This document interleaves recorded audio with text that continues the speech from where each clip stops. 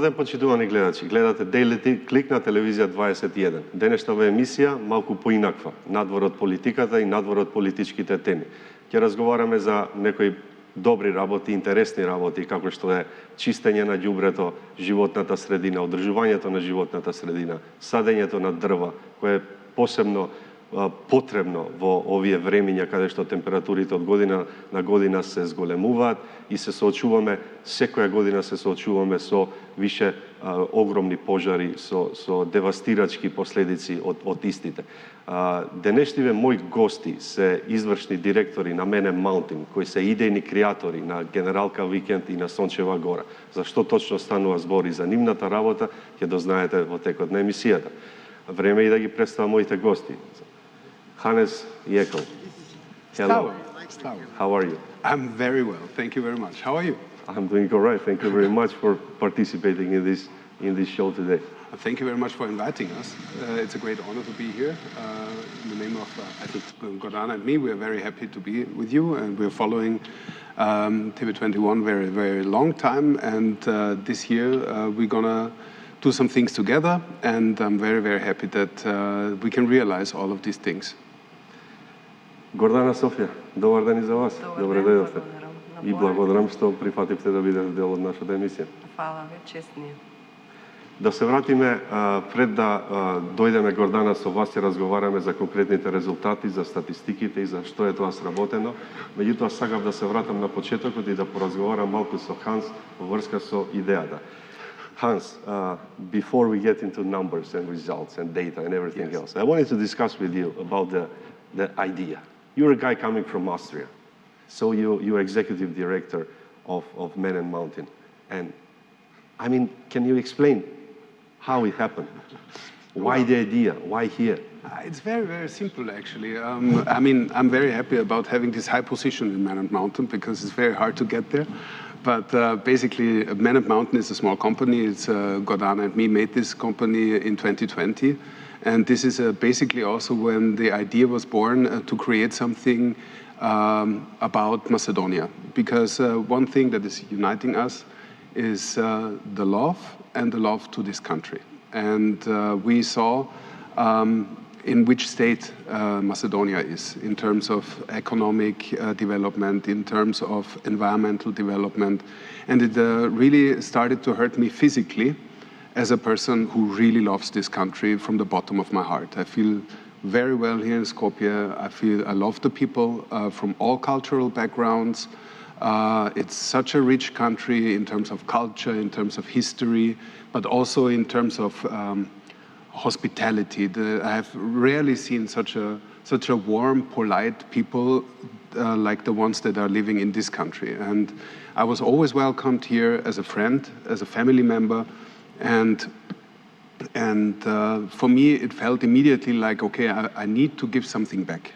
And we discussed this a long time ago on our small balcony in our small apartment. So what are we going to do now?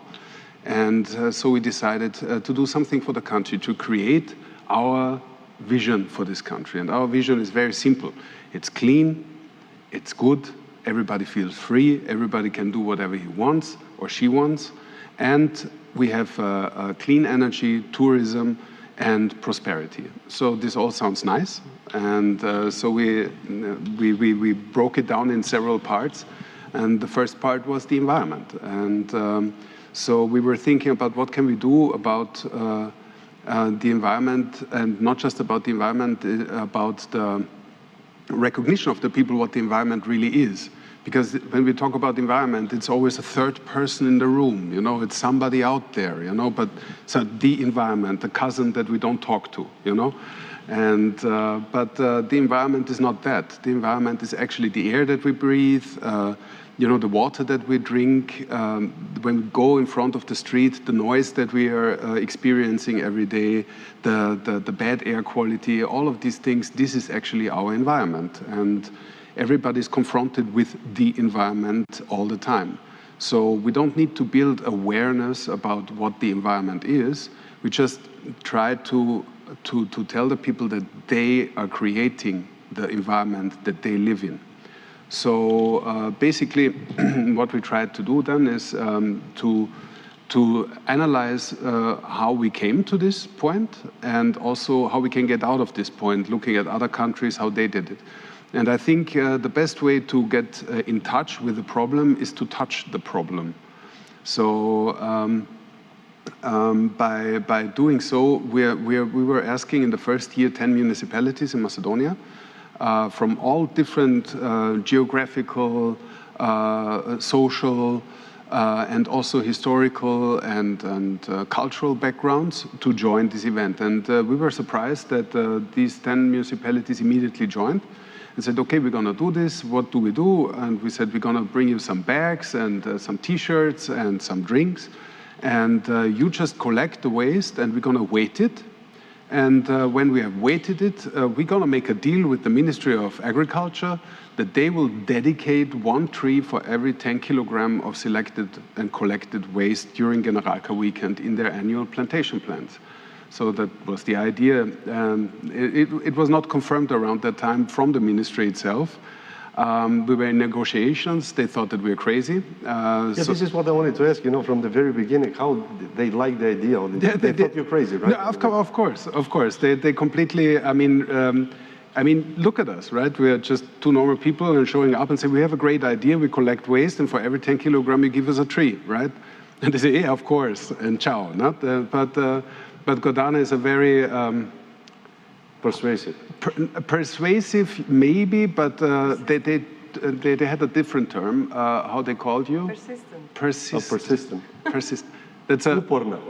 Yeah, nervira, something in between, So the thing is that, we don't come with any demands towards anyone, right? We ask you, Errol, do you want to do this, And you just tell us no or yes, and we're good with it, right?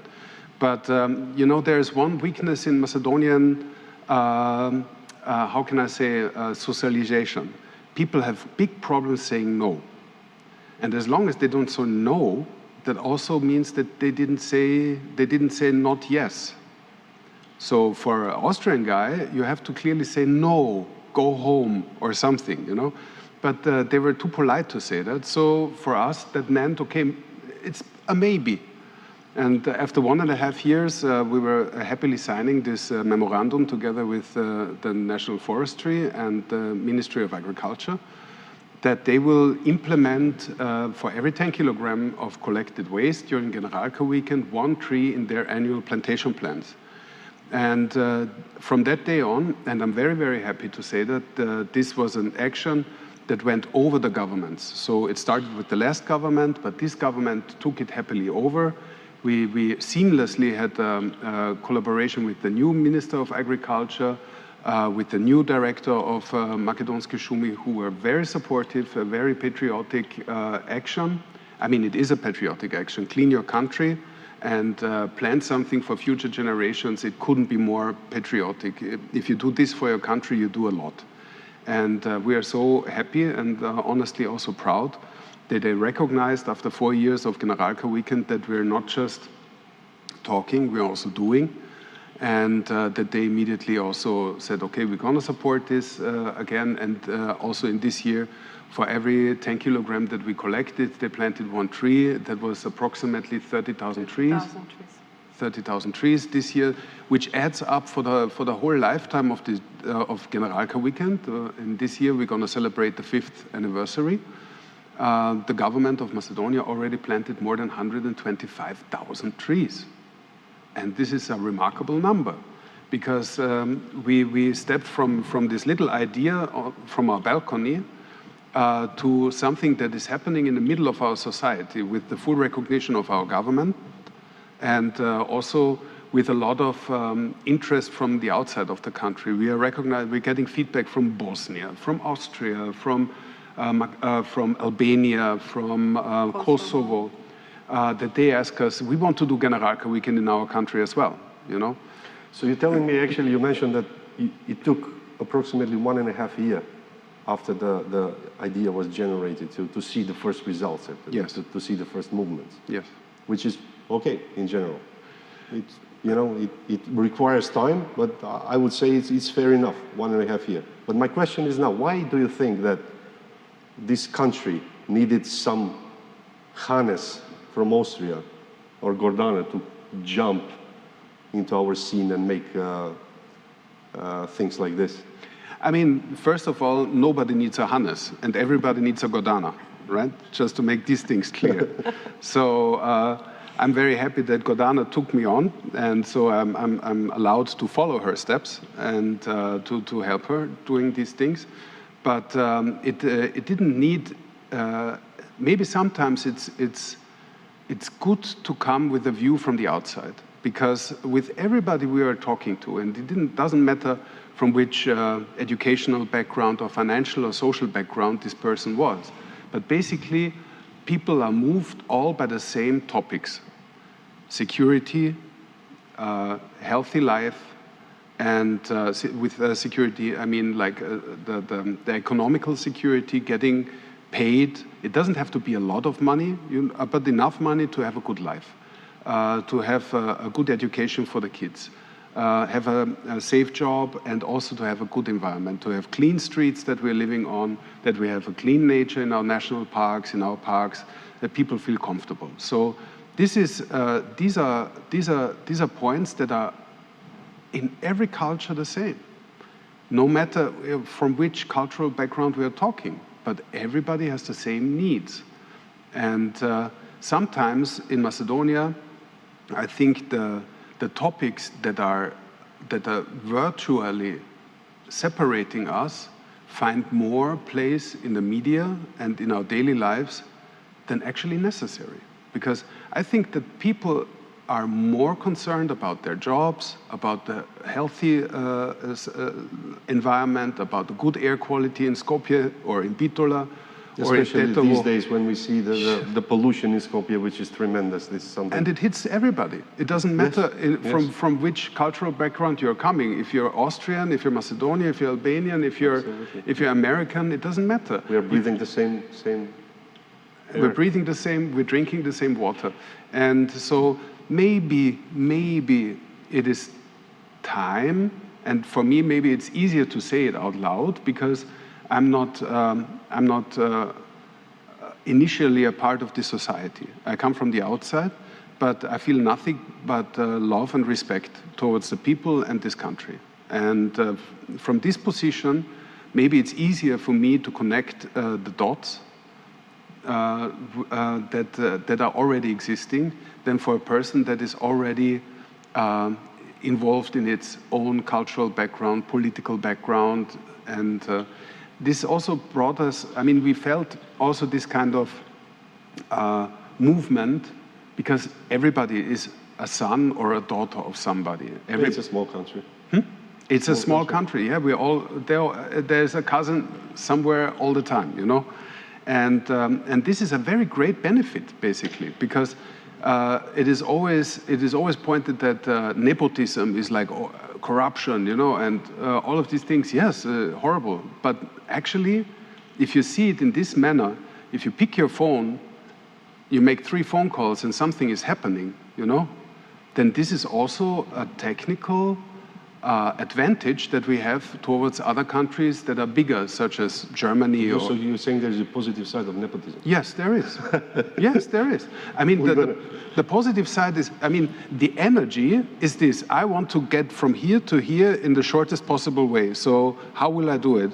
I will apply for this, I put 10 pečats there, and then it's rejected and comes back to there, and then 10 years later, I'm in the beginning, right? Or you make a phone call to your cousin who knows a cousin who has his wife there, who is working with a best friend, and then within half an hour, this application ends on the right spot. I'm not saying that there is money involved or corruption or something like that. I'm not talking about this. This is something we all hate and we don't like, right? Because corruption is something that is unfair. Nepotism is also unfair, because there are people who have friends and there are people who don't have friends. So nepotism is also unfair. But what I'm talking about is the energy itself and the opportunity in a small country to connect the people to do something. Yeah, I placed that as a joke. No, I totally understand what are you saying. Yeah. If again, we're going to come back to that. Ако може да замолам режија само да пушти снимките од Кокино кои ги сними нашиот колега Мухамед Белули. Во меѓувреме Гордана, за нашите гледачи, значи да објасниме. Вие сте извршни директори на Мене Маунтин и сте идејни креатори на Генералка Викенд и на Сончева горе. Да. Тоа се двата, значи, стратешки огромни проекти кои се работат во државата. Да разграничиме што значи едното, што значи другото. Што е Генералка Викенд и со што се бави овој проект? Генералка Викенд е првиот дел, а Сончева горе е вториот дел од целиот проект кој што се вика Зелена Сончева. Зелена Сончева затоа што две придавки се, меѓутоа таква сакаме ние да ја видиме нашата земја во скоро време. Генералка Викенд е пролетно чистење на отпад и селектирање, каде што се вклучени сите 81 општина. До сега околу 44.000 граѓани вкупно учествуваа во изминатите 4 години, откако е почнато до 2021.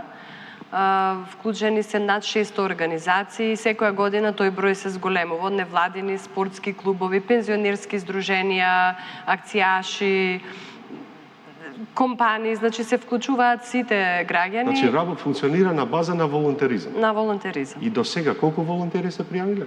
Вкупно регистрирани 44.000 во изминатите 4 години. Тоа е една огромна бројка, тоа е фантастична бројка. Кажете ми како успевате да ги мотивирате? Со љубов. Мислам, потребно ли беше некое многу исцрпувачко објаснување зошто луѓето треба да се вклучат во една ваква акција или на што наидовте од другата страна? Добро е во Генералка Викенд убавото е што се работуваме со сите општини директно. И мислам дека сме го споменале ова повеќе пати, едни од ретките луѓе во земјава што ги посетиле сите 81 општина. Разговараме и со градоначалници за вклучување во Генералка Викенд и со директори на комуналните предпријатија, со нив ги детектираме проблемите со кои се соочува општината во тој аспект, во однос на менаџирање со отпад. Разговараме со луѓето што вработените од администрација во животна средина, значи со сите и да имаме целата слика. Генералка Викенд е волонтерска акција, како што кажавте, и мислам дека во разговорот со нив ние секогаш напоменуваме дека ова не е наша акција. Ова е нивна акција. Тие, ако излезат, ако што повеќе луѓе излезат и го исчистат просторот во нивната општина, тие ќе имаат поубав простор за живење, почист. Тоа е она со кое што ние секој ден, посебно овие денови, се соочуваме. Луѓето се бунтуваат, пишуваат и статуси по социјални медиуми, зборуваат дека е валкано. Меѓутоа, што би се случило ако секој од нас излезе пред зграда или пред влезот или пред сопствената куќа и го исчисти просторот, не само дворот, туку тротоарот и улицата пред нас. Само пред нас, 2 метри. Да. Секој сопственото ѓубре, ако се го исчисти, ќе има една поинаква слика. И тоа многу интересно за мене, тоа сакам да ве прашам. Значи, кога зборувате, да речеме, со граѓаните, тие, значи, постојат општини, постојат институции.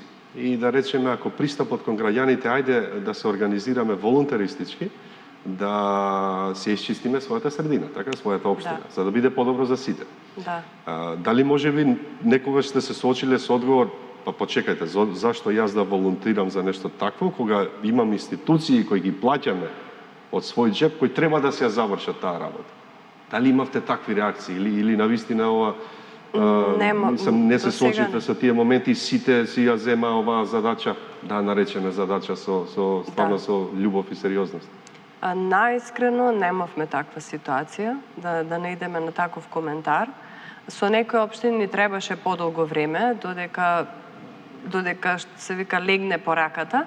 Меѓутоа, секоја година, како што се вклучуваа повеќе општини, бидејќи тие го видоа дека ова е убав настан, дека ова е настан не само еколошки, туку е социјален настан кој што ги здружува луѓето да прават нешто заедно. И мислам дека тоа беше клучниот момент. И ако ги погледнете сите фотографии што ги добиваме од волонтерите од Генералка Викенд, додека трае акцијата во мај, сите се насмеани.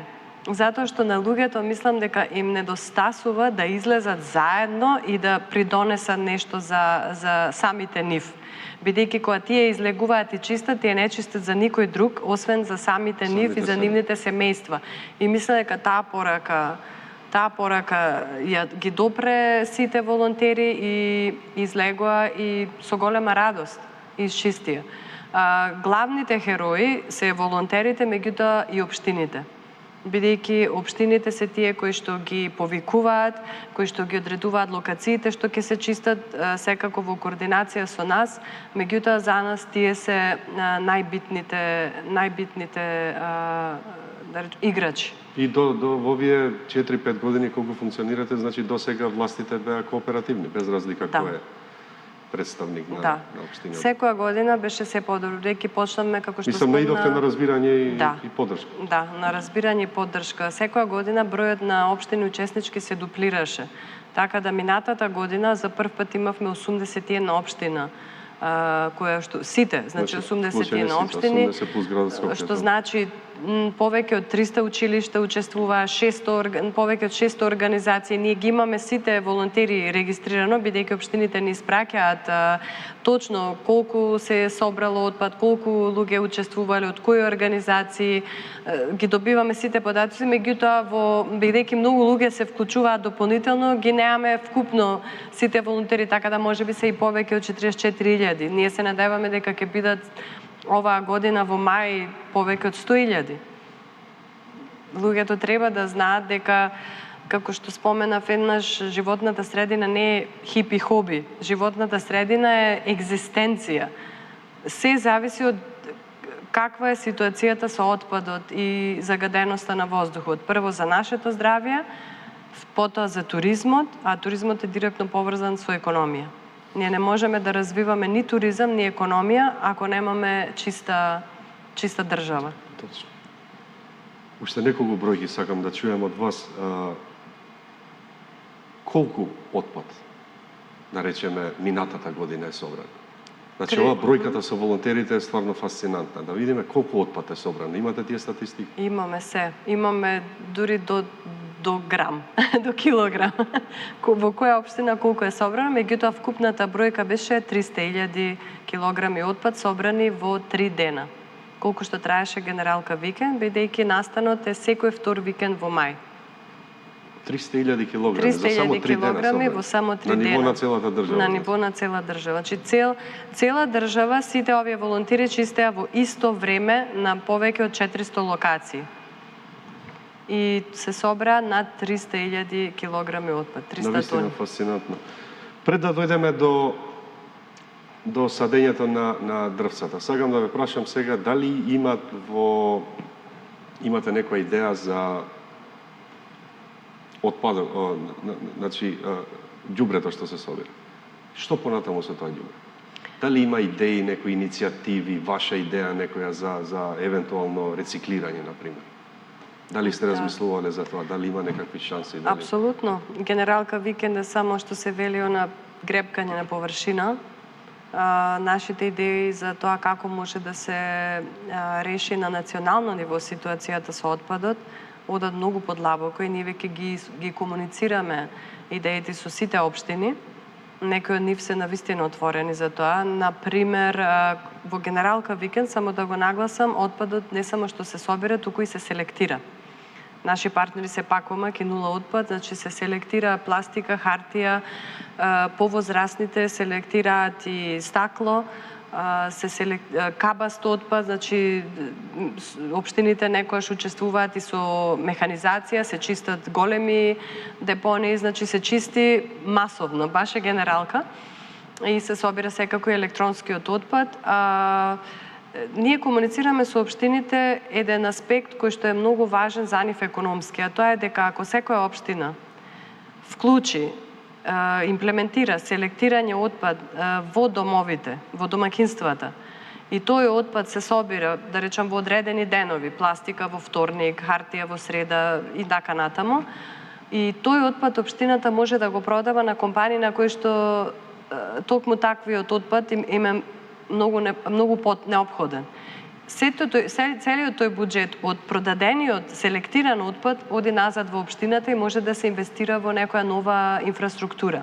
Единствено, ние правевме дури калкулации дека од целиот отпад кој што сега се носи на така наречените официјални депонии, кога би се селектирал, би останало само 10%. Со тоа и самите општини, што ќе одложуваат само 10%, а не 100%, заштедуваат огромна сума на пари. Значи, селектираниот отпад го продаваат, парите се враќаат во буџет и со тоа се инвестира можеби во нови, да речам, канти за селектирање отпад, во нова инфраструктура, камиони за отпад и така натаму. Ем општината чиста, ем повеќе пари за општината, за повеќе пари. Апсолутно. Граѓаните задоволни. Да се вратиме на режија уште еднаш, ако може, од нашиот колега Мухамед, ако може да се пушти од Кокино снимките од дрон. И тука, Гордана, сакав да прашам, значи доаѓаме до вториот момент, тоа е садење на дрва. Кои се бројките? И што снимките се од декември минатата година, значи пред месец дена. Што точно се случуваше тука? Која беше оваа акција? На 6 декември ја реализиравме пошумувањето на Сончева гора, на третата Сончева гора, заедно со Министерство за земјоделство и шумарство и национални шуми. Како што спомена Ханес, нашиот меморандум со нив е да за секој 10 килограми собран отпад во генералка, тие посветуваат по едно дрво од нивните годишни планови за пошумување. Значи, тие не донираат, не се дава ништо екстра, туку дел од тие дрва кои што им се веќе планирани за пошумување и ги посветуваат на генералка викенд, односно на сите волонтери кои што излегоа и изчистија во мај. На 6 декември беше се случи пошумувањето во Кокино, во близина на Кокино, во општина Старо Нагоричани, и таму беа посадени последните 3000 дрва од вкупно 30.000 дрва, колку што беа посветени за генералка викенд. Меѓутоа, Министерството за земјоделство и национални шуми посади таму 51 хектар. Што е многу важно, затоа што овој дел пред 4 години беше сериозно опожарен. Да, посебно ги споменати на почеток на емисијата пожарите, што веќе за жал се случуваат секоја година се повеќе и повеќе. Значи 30.000 посадени садници од последната акција. Дали се планираат оваа година исто така акции за садење дрво? Да, секако. Освен акцијата што е со Министерство за земјоделство и национални шуми, ние имаме отворена и платформа во Шпарка се банка, се вика Сончева гора. Тоа е платформа за донација, секој еден може да донира од 1 денар па доколку сака. До сега имавме во минативе 3 години имавме донација од неколку компании и успеавме да пошумиме 10.000 садници во 21 општина, и тие садници наша голема среќа и задоволство е што тие се посадени директно во општините кај што луѓето живеат и се движат. Во училишни дворови, на плоштади, на улици, на булевари, значи се озеленуваат општините, бидејќи Министерство за земјоделство по закон не смее да сади во општинско земјиште, туку само на државно земјиште, и затоа ни одлучиме со оваа платформа да ги оплемениме со зеленило и општините директно, бидејќи тие придонесуваат директно. Одлично. Да не ни се налути пријателот Ханес, we left you, sorry, about 10 minutes. We were discussing about statistics and all the good results from your idea. Something else I wanted to discuss with you. You're coming from Austria. Apparently.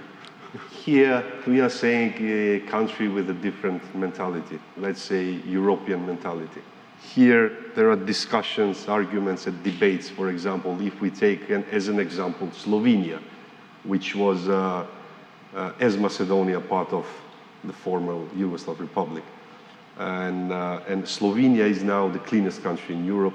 Ljubljana is the cleanest city in Europe. And we all want to become Slovenia, but somehow it's not going there. Maybe slowly now with your the thing that you guys are doing. But my question is this: so you're coming from Austria. You live here for several years now. You've been all over the place. Do you see a difference in mentality from these people here, the Austrian people, Slovenian people maybe? Or is something else in question? Maybe the system is not set up right. Can we blame on mentality, or can we blame on something else? Or there is, in each country, there is a certain percentage of people who, at the end of the day, they don't care. So how would you? Yeah, it's an interesting question. But let me clarify one thing. I mean, from what I did before I came to Macedonia, I was a music producer, musician, and manager. And I was everywhere in the world, really. I worked in America, I worked many years in several countries in Europe. My father is Hungarian, my mother is Slovene, and I'm from Austria. You know, my grandmother is from Paris, and the other grandmother from Milano. So the thing is about mentality. Beautiful mix you have there. Yes, it's a pučkuruš. That's a genetical pučkuruš. So. You know, the thing is that talking with me about mentality is a difficult topic, because I don't see, first of all, there is no such thing as a Western mentality. You have to specify what you're talking, because the French people are very different from the German people. So if you talk about German mentality, you have to differentiate, because people from Hamburg will be very pissed on you if you compare them with people from Munich. You know, or even from people from Köln, and you compare them to people from Düsseldorf, which is just 50 kilometers away, but they are different, very different, you know. It's the same in Italy. If you talk to people from Rome about people in Napoli, then they will tell you, these are not our people. They are very different people, you know, and the same way around. So there is no such thing as a national identity based on a national mentality, according to my experience. So.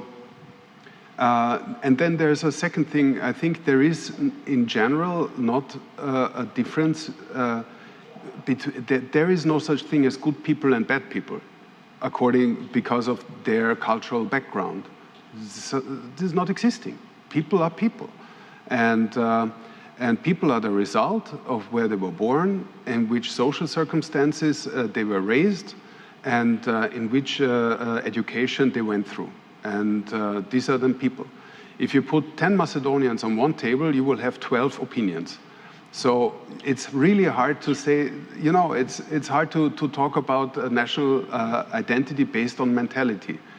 There are some characteristics in this country that are very interesting to me, that are very different from other countries. The first of all is the openness. This is something that I have not experienced in any other country, that the people in Macedonia, and actually it doesn't matter from which cultural background they're coming, they're very open. They're very open. They welcome you. You're immediately part of the family. If you're hungry, you get immediately something to eat, no matter if they've seen you like 10 years or only 2 hours. So this is what the people here in Macedonia have in common, which is basically my most favorite characteristics of this country.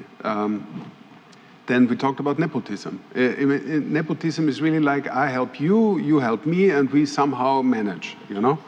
And this is also very specific here. In parts of Germany, for instance, it's not possible, you know, because I do it my way, and I don't care what the others are doing. And I'm very stubbornly on my way, and I will never ask somebody to help, because I will manage, you know?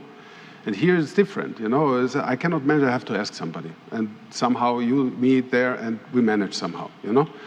And for my personal mentality, this is way more closer to my heart, because I really believe in people, and I believe in the capability of people to solve their problems.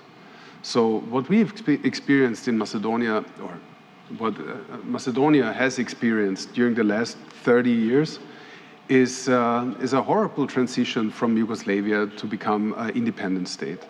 And there has been so much influence from the outside, you know, towards this little country. About the NATO thing, you're trying to go to European Union, what kinds of things this country has to comply with. Then not to talk about the neighboring states that are really didn't help particularly in the development of this little country. And on the other side, the people are still there.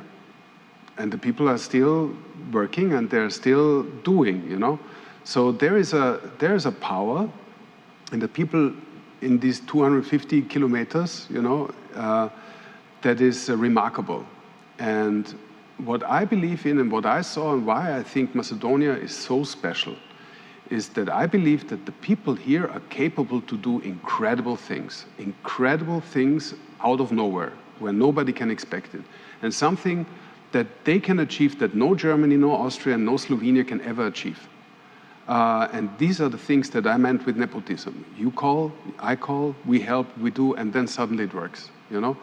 And this is the quality that we have in Macedonia, and this is the quality we need in order to make make something happen that is good for us and for future generations. And why it is not like this now? I think the roots are really starting in the 90s. The economical reasons, how companies were privatized. From my perspective, this was not always correct. Let's put it this way. So the wealth of the people was taken away from the people and was monopolized in a few hands. And this, until today, didn't change. We still live in a country where we have like 25 companies who are technically doing 90% of the economy here. And these are mainly in hands of families that rooted their property in the 90s. Of course, a state cannot survive this if you have, because you know, people with lower income, they will start to think, why do I have to pay taxes? You know, we can do it like cash and that's it, you know. But the taxes themselves is the money basically that we need to build schools, to pay teachers, and so on and so forth. And so this is one reason for me why we are in a state like this. And the other one is the system of the two political parties that are, you know, ping-ponging the power the last 30 years. And whenever the other government comes, it stops everything that happened before and starts from scratch. If you do this for 30 years to stop the state and restart it with a new set of people, you know, and after 4 years or 8 years, you are losing the power and the next government comes and stops everything and starts from scratch, there is no continuity. And where there is no continuity, you cannot build something that is for 20, 30 years. So is this a mentality, or this is, again, problem is in the system? No, it's not the problem. It's something that is historically grown. I think that the people who are in power here the last 30 years, they found themselves in a situation, either I take everything or I will be left over. Because I think after 600 years of, or 500 years of Turkish, you know, I think, and then Yugoslavia, but now Macedonia is actually an independent country. Macedonia is a country with its own government, with its own people, you know, that make decisions by themselves. And I think that this is a situation where the politics and the private sector was overwhelmed with. So basically, there were some people who thought, okay, now what will we do with all of this? Better I take everything. And the first one did this, and then everybody on the table had the same reflex. So, and the people who did not act like this, they felt left over and treated unfair. And therefore, I think this is the root also to the environmental problem that we have here, because people lost the feeling that this is their country. Errol, this is your country, right? Not the country of this politician or from this company. It's your country. But the people lost that feeling. So on one hand, we have this strong patriotism based, but not based on the country, but based on ethnic backgrounds or cultural backgrounds. But the patriotism on this country itself, with the borders that we have now, you know, with the colorful, with all the benefits that we are having, you know, this kind of patriotism is missing. And this is missing because nobody feels responsible for this country. Because what shall I do? Somebody else will take it away from me. And at the beginning of the show, I said that we're not going to talk about politics. And it's impossible. You just gave us a lecture about politics. But yeah, it was brilliant because I got the message that you sent basically, and you related that to the environmental situation. So people forgot that this is their country. Yes. Like the mentality. Or on the other side, politicians, if we take politicians, they think that this is their country. They own it. When they run it, they own it. I see your message. It's a strong message. I see it more, I mean, I don't generalize this. We learn to know so many politicians and mayors, you know, Gordana and me, we visited every municipality in Macedonia. We know every stone by name, surname, and their cousins, you know, so by name. And so we didn't find bad politicians or, you know, it's all ambivalent, you know. So everybody has his story, everybody has his reason why he's there or she's there where she is, you know. But I think now it's a good time. Now it's a good time to change the mentality. There's one thing that is our goal. You know, it's a small country. There are 1.5 million people realistically in this country. We don't have the luxury to say, you're from this party, I don't talk to you. You're from this party, I don't talk to you. You know, you have this ethnic background, I will never vote for your party, whatever it is, you know. That's stupid. We have 1.5 million people. We can manage all the problems in Macedonia within 4 years easily. Easily. If we all put the most intelligent people that we have on stock here. There are not a lot of them left over because many good people left the country. And this is the pain that we're feeling, the lack of skilled people, the lack of talented people, extraordinary people that were forced out of this country during the last 30 years because they lost hope. But our goal is to bring hope back into this country, to make people understand that this is not somebody else's country. This is my country. I live here. This is my family, this is my house, this is the street I'm living in, this is the city I live in, my city, my country. And I take care of it. And this is what we want to bring back. And we also want to bring back the thing that made states like, because we always compare with other countries, let's compare now with Switzerland, right? It's a small country, right? But everybody has to take responsibility. The election system is very different from here. You don't have this American system with two parties ping-ponging the power. They have an election system, and then every party is voted, and according to their results, they have seats in the government. So basically, every party is responsible in the government. So in the next elections, they cannot go and say, but you are stealing, you're a criminal, right? Because you were also part of this, you know? So there's a corrective. And in a small country, we have to think a little different, I think, than from a country when we have 80 million or 200 million people. We have 1.5 million people. In every party, there are incredible, capable people. And I really say in every party. From every mayor that we've learned to know, there are so many good people in this country left. They're still left, and they believe in this country. If we would find a way to combine the best people from all the parties that we have here, to combine them and to bring them in power for 4 years, maybe 8 years, I'm 100% convinced that we can bring Macedonia to wherever it wants to be. I don't compare this country with anything else. I don't want this country to be Slovenia or Austria, because this is Macedonia and not Slovenia. And people should be aware that this is their own country, and they can create it, they can shape it in a manner how they want it. Not to look like a little bit like him or like her. No, this country has a characteristic already. You don't need to be like somebody else. Macedonia is Macedonia, and Macedonia is a place like no other place on earth. Very good messages, very strong. Are you planning to run for the office? I don't speak Macedonian good enough. Hannes, thank you very much. I thank you. Unfortunately, we don't have much time. Гордана, би сакал само со вас да завршам.